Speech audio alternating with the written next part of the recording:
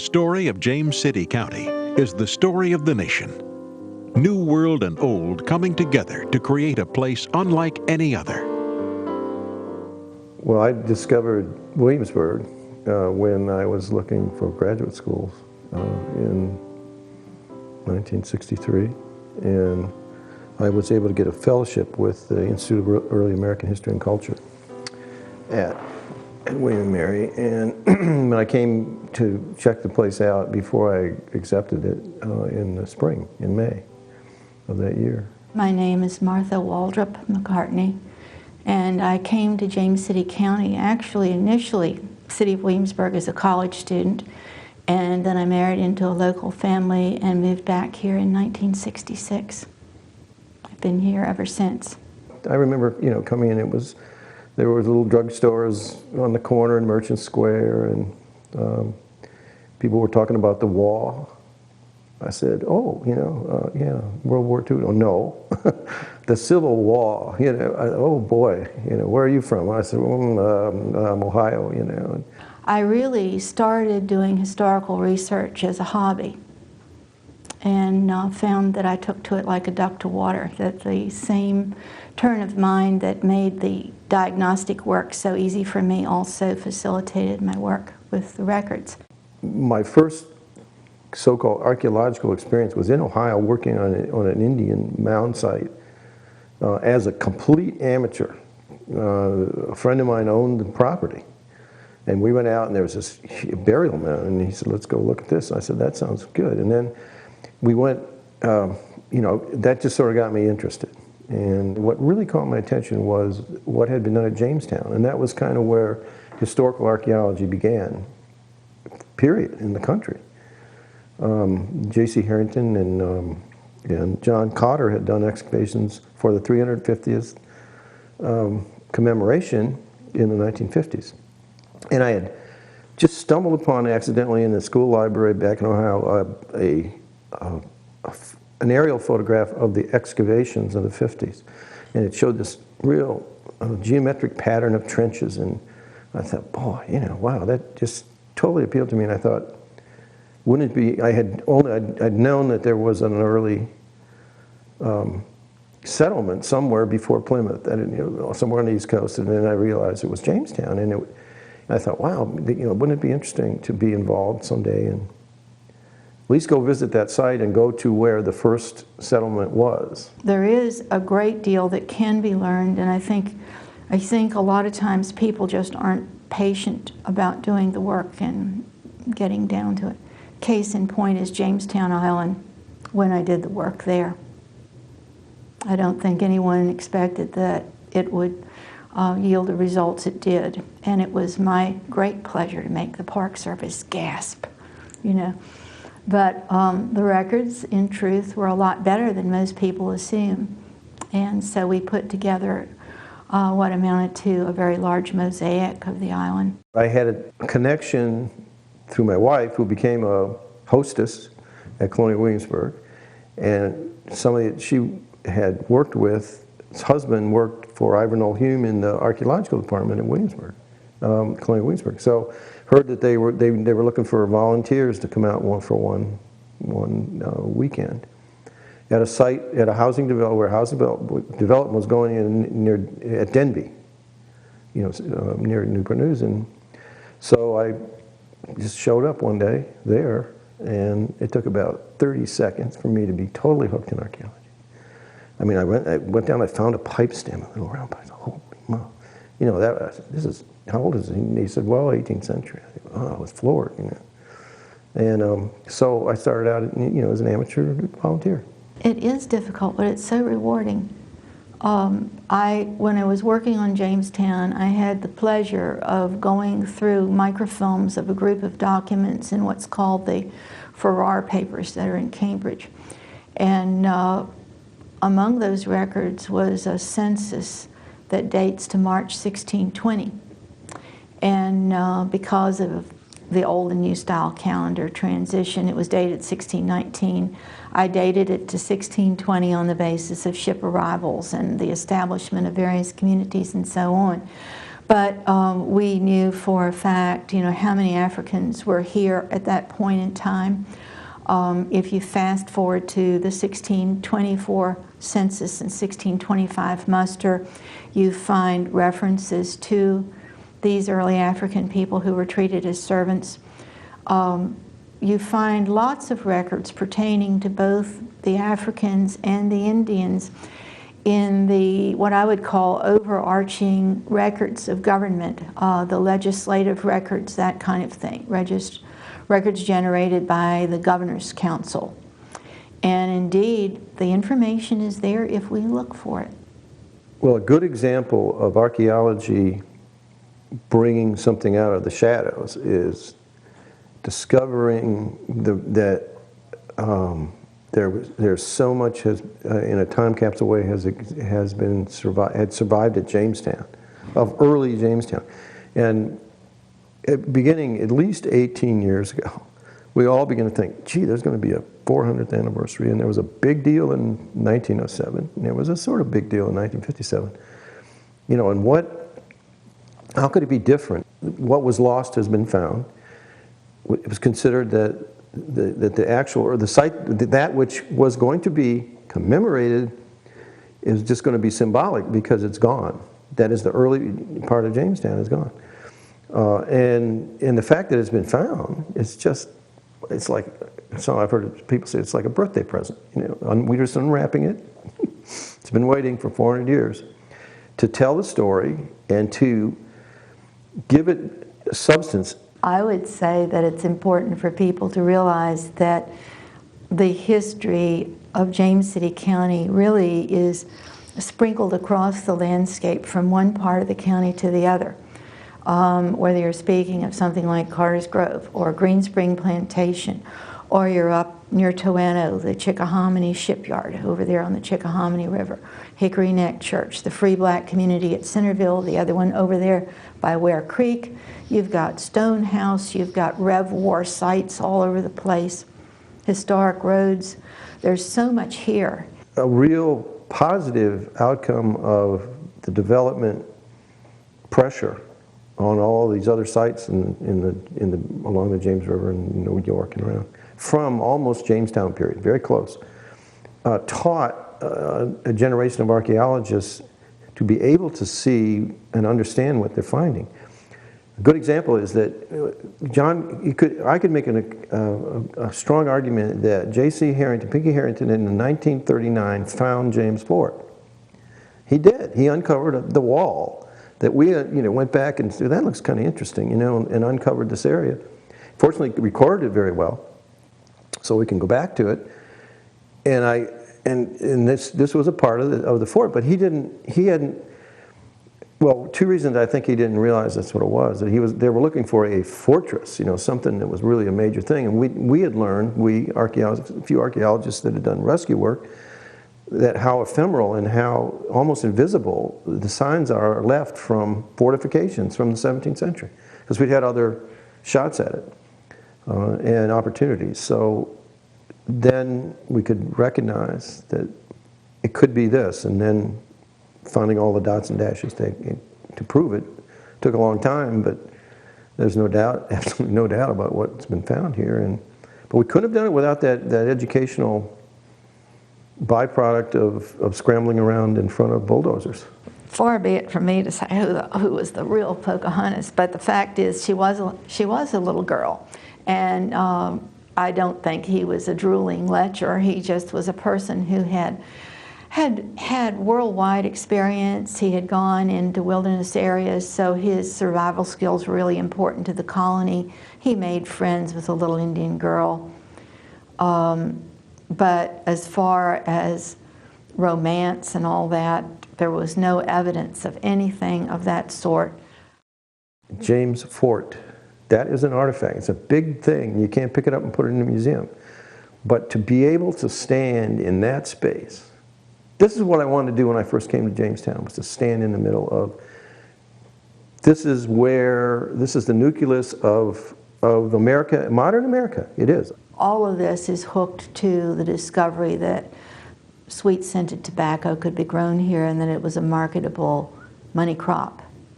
And so as a result, well, there were a couple things actually that happened. You had, first of all, the Virginia Company of London in November 1618 passed what was called the Great Charter, and it made possible what they called the headright system. And it meant that if you came over here at your own expense and you survived, or if you brought someone else in here, you could have 50 acres of land. So here we have tobacco, which is a money crop and requires the need for land, a means of acquiring land. You need laborers to grow that tobacco. In the very beginning, when the Africans came in, indentured servants were the primary source of labor being brought in. They were contract laborers from all walks of society. But as we began to have a shortage of those coming in and Africans were more accessible, that's how you have the changeover from one type of labor force to the other. And then as we move further on into the late 17th century, you have the gradual institutionalization of slavery. And we weren't content just to enslave the Africans, we also passed laws allowing the enslavement of the Native Americans. But the labor was really needed to grow tobacco, and incidentally, Africans had been growing tobacco in Africa, so their knowledge was very useful here. Most people don't give them the credit that they deserve. Started thinking about this, I thought, well, yeah, the story so far in documents is, it seems to be just fairly straightforwardly a fiasco and a failure. And yeah, it was permanent, but it wasn't serious, you know. And there are no legacies today, really much, except representative government. That was always said, you know, was done here. But man, I mean, you know what? You've got joint stock. You've got the stock market at work, and we find that these settlers were equipped with all the right materials and laboratory equipment, and the surgeons had state-of-the-art medical equipment, and you know, everything. It was a serious operation that finally did pay off from agriculture, the tobacco business. But I mean, it wasn't. There weren't the whole story about the gentleman, lazy gentleman that did nothing until they could produce this crop is not true at all. They were doing what they were supposed to do, and so there is substance to the myth, and now I think it's far less mythical. However, we'll see. Let time pass. I want to see what happens in 10 years. Will Jamestown go back to its obscurity when, you know, there's not a lot of excitement about archaeology? I don't think it can go. I don't think it can do that now.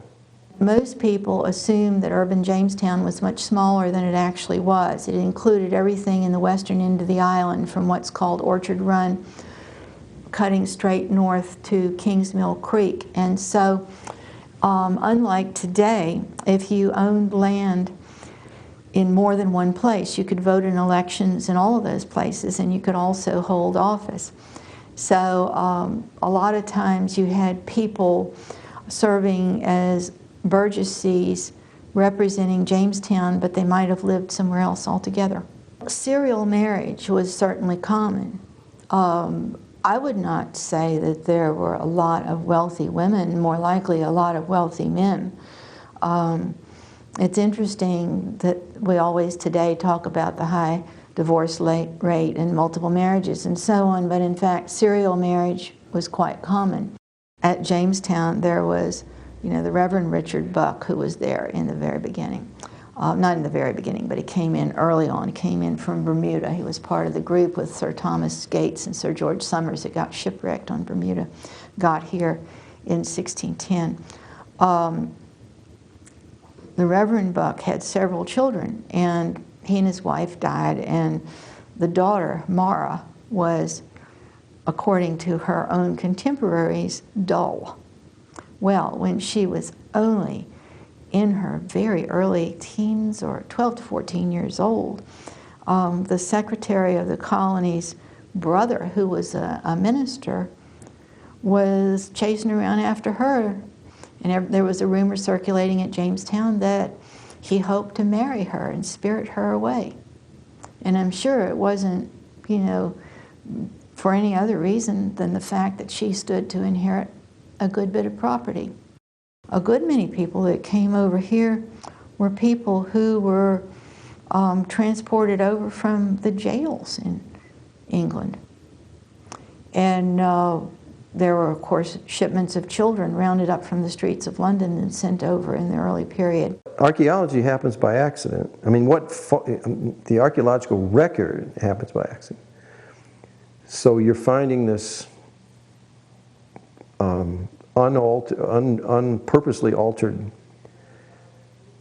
signature of the past, let's call it. And so you have a good chance of learning something that there's no other way you could learn it. On the other hand, it's a heck of a lot more difficult to understand, you know, the archaeological record probably than the written record. In 1619, one of the things that was implemented that was in that great charter was the establishment of 4 corporations, and they were vast in size. So that's what we had at first. And James City was one of those. Spanned both sides of the James River. And you had Charles City in the same vein. You had Elizabeth City and you had Henrico. For the most part, the representatives, the burgesses, were elected by not just the people. Remember, females could not vote, ethnic minorities could not vote, only free white male property owners. Indentured servants couldn't vote. So it was very limited. You got into a lot of trouble if you said anything bad about government officials. That was really a no-no. And one of the biographies I was editing the other night, somebody repeated something that somebody else said in the woods in Martin's Hundred. And what they were saying was that a couple members of the Governor's Council were basically price gouging on the cost of nails. And for that transgression, which wasn't even backed up by a confession or anything else, the alleged person was whipped. There were people who were whipped for having sex. Women who did that were made to stand up in church wearing a white sheet and holding a wand. They were using public shaming as a mode of chastisement. Sometimes they were whipped.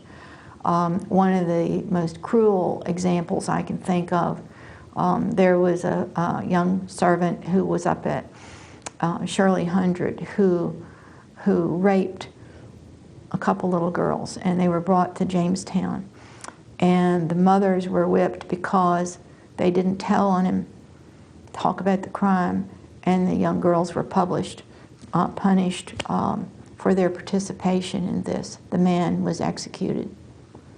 One man who was in a very high position had his ears cut off because he had sent some official correspondence to officials in England without the approval of the Council of State. So it was kind of a brutal and bloody era. The new development that came in forced the issue to be working on places that ordinarily would be probably ignored, and then found all this very rich, interesting, significant part of American history that would bring it out of the shadows, would bring the documents to bear on it that people had ignored or couldn't even understand. I mean, it's such archaic English. It's hard to understand. And put them together, and you know, there's at least one chapter, if not 3, to put at the beginning of the history books, because archaeology forced it. What we are today comes from our history. What are we without our past, without our roots? And I think that it's unfortunate that more people don't know and appreciate not just their personal origins, but the origins of the area, how we evolved into the community that we are today. it's, I think, very unfortunate that history often is presented as something dry and a good cure for insomnia and all that. But the truth is that if you look at the records, you find that that's anything but the case. And there are moments to be proud of and there are moments to be ashamed of. But it's all us. We're all a product of our ancestors and our environment. And our cultural heritage is really important.